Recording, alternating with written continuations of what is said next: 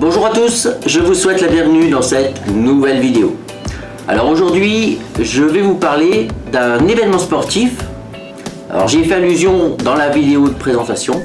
Alors cet événement sportif a pour but de sensibiliser le grand public aux dons d'organes. Mais avant de commencer cette vidéo, évidemment, on est le 3 janvier 2018, donc j'en profite pour vous souhaiter une très bonne année, pleine de réussite dans tous les domaines de votre vie.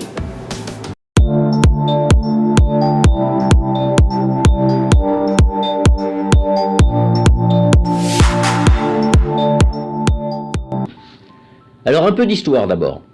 En 1987, le Ringard Club de France et le professeur Christian Cabrol mettent l'exploit sportif au service du don d'organes en créant la course du cœur.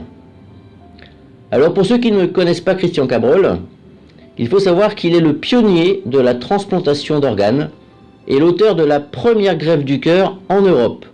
Alors cette greffe a eu lieu le 27 avril 1968. Alors la course du cœur c'est quoi? En fait, c'est une course à pied qui réunit une vingtaine d'équipes, dont une équipe de transplantés. Elle a lieu en mars, chaque année, durant 4 jours et 4 nuits non-stop. Et comme chaque année, cette 32e édition aura pour but de sensibiliser le grand public aux dons d'organes. Alors depuis 1998, Transform, l'association fédérative française des sportifs transplantés et dialysés, a pris le relais de l'organisation de cette formidable aventure. Alors comme chaque année, la NCDB y participe en s'unissant avec la Mutuelle Générale des Cheminots. Ensemble, alors ils engagent une équipe de 16 sportifs cheminots qui se mobilisent évidemment pour soutenir le don d'organes. Cette équipe a un nom, c'est la MGC Cœur. Donc de toute façon vous pourrez découvrir cette équipe plus largement puisque la première réunion de préparation a lieu le 12 janvier. Alors oui, on va le voir, cette vidéo est la première d'une longue série visant à vous faire découvrir et à partager avec vous l'ensemble de cette aventure qui démarre dès maintenant. Alors si la course proprement dite a lieu du 28 mars au 1er avril, eh bien il y a un ensemble de préparatifs, un ensemble d'organisations, des choses, de multiples choses à mettre en place. Je vous propose au travers des différentes vidéos de pouvoir découvrir un peu tout ça. Alors dans la vidéo de présentation, je vous avais parlé d'un événement d'ampleur nationale. Alors plus concrètement, la course du cœur c'est quoi? Eh bien c'est 750 km de course à pied en relais non-stop pendant 4 jours et 4 nuits entre Paris et la station Les Arcs. Donc je vous ai dit, une vingtaine d'équipes y participent, dont une équipe de personnes transplantées.